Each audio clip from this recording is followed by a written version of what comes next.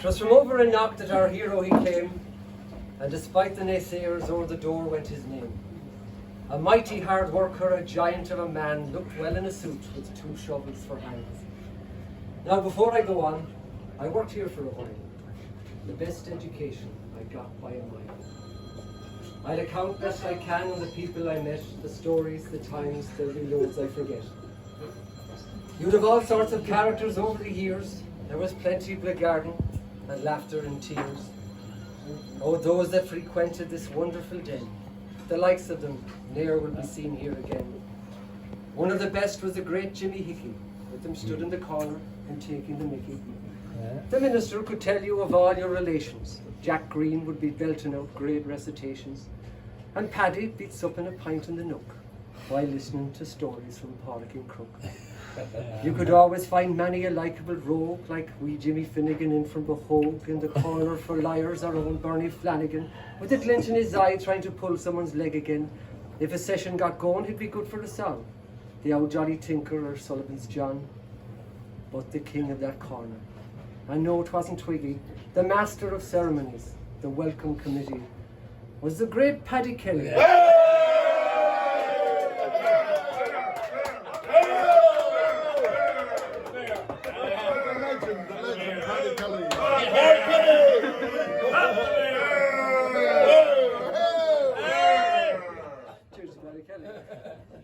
The great Paddy Kelly, the life and the soul, and the first to point out if you talk through your hole. Some thought that P. Phillips might give him a share, but he was just happy being old Paddy Bear. Fridays were good, early on there'd be tension, with all walks of life after getting the pension. The scaffolders working for Grady and Murray, as soon as they'd finish, would come down in a hurry. To hear no Lion, sure he'd have them in bits, with some laughing so hard they'd have a dose of the shits. The Keens would pop in for a pinting or two. Sean Beastie, Dan Tarpey would come in for a brew. A couple of teachers down after school, like Hawley or Healy, would pull up a stool. You'd go into the front if you were fond of the crack. For a gathering or cards you might pop in the back.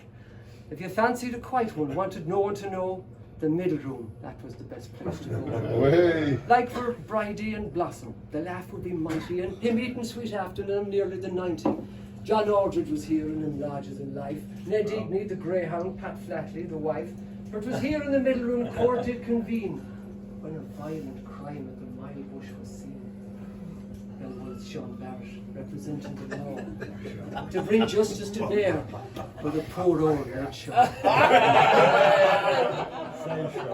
Martin Crehan would call on the odd afternoon. Jimmy Finn would call in for a how you doing. The Lions boys coffin came in for a joke, and on Carlsbrook, Tommy on coke. Mostly on Mark days, when the crack would be going, with the cattle and trailers, the pints would be flowing. Farmers would come and them licking their lips, some smelling of shit, buying packets of biscuits. For the kids that were there with them wearing their wellies, with a glass of my waddy and a packet of jellies. Saturday night, it was always great crack. There was Scholar, the Pope, and the Regans out back. P. Kelly'd be holding court out in the front. In the back was Mary saying, "Come on home, you."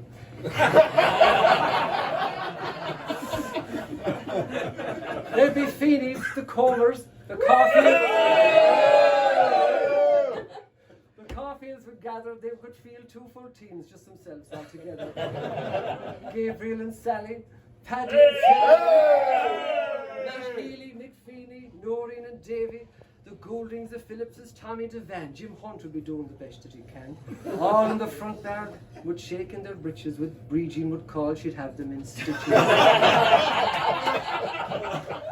Fitzmaurice's, Flanagan's, Flatleys and Finns, the Greelys, the Gandys, the Grogans, the Glyns, the Healys, the Henrys, the Hickeys were here, the Fords, John and Martin, they both liked a beer.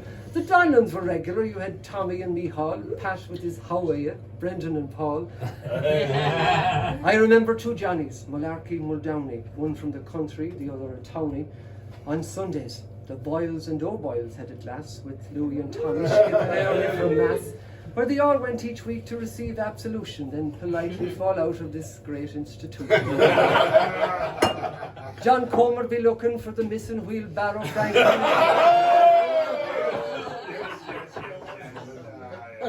Frank Healy still pushing through the streets broad and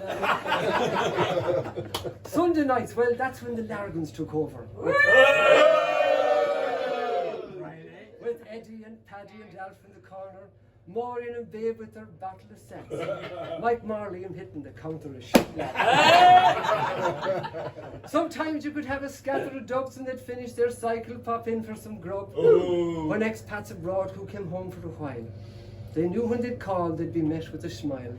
Like the Walden brothers, Walter and Austin, when they were in full flow, pulling pints as exhaustion.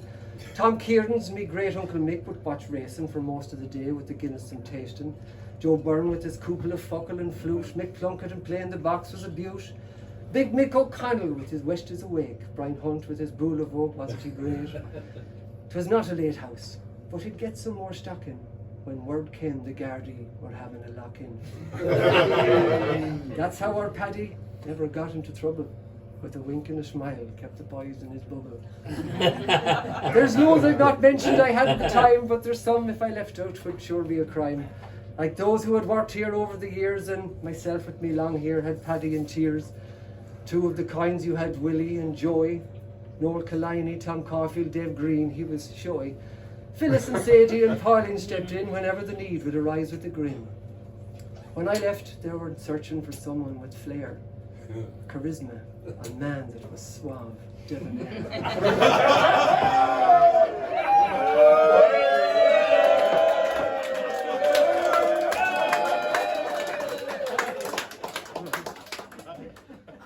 They found him, John Morley. He fitted the bill with his sculpted goatee and lips that would kill. Yes, the ladies, they'd flock, they'd be oohs, they'd be ours, with his masterpiece, Maggie's Old Flanagan drawers. The landlord, landlady, the king and the queen, this husband and wife made a wonderful team. Own'd be up at the top of the stairs, baking a cake, maybe talking with Claire, and she'd shout down, it was time for his dinner. And the chocolate sponge cake for dessert was a winner. And when the big fella had eaten his share, he'd come down, pack his pipe, put his leg on the chair. He'd listen to all of the chat from the crew, a man of few words, but when he spoke, you knew. Speak badly of Collins, then spats often flew, for his favourite colour was most definitely blue. Declan the eldest would speak Irish for hours, while Margie was out at her playing with flowers.